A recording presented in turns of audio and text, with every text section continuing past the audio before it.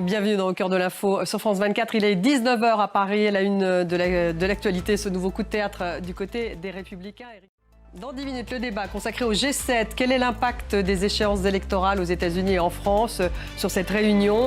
La montée des extrêmes, la montée de l'extrême droite peut-elle changer l'aide européenne à l'Ukraine? Que compte faire Zelensky avec les pays émergents? Zelensky qui se trouve donc à ce G7 et qui est au cœur des discussions sur une aide justement des différents pays du G7 à l'Ukraine. Voilà les questions que nous allons poser à nos invités. À 19h10, le débat. On démarre avec la campagne législative en France et ce coup de théâtre, nouveau coup de théâtre du côté des Républicains. Éric Ciotti, donc, qui a repris possession de son bureau ce matin et qui conteste son exclusion. La justice va examiner demain le recours qu'il a exercé. Sachez également que le parti a décidé de se réunir afin de valider son exclusion demain, vendredi également. Astrid Mesmorian et Noé Salem. Et à gauche, les négociations se poursuivent. Il y a des tensions. On va écouter tout de suite Boris Vallaud, député français socialiste, législature sortante.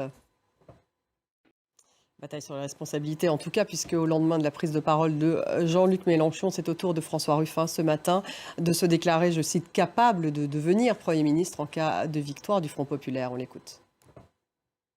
Et au QG des écologistes, là où se trouvent justement ces tractations entre les 4 partis, Clovis Casali, envoyé spécial.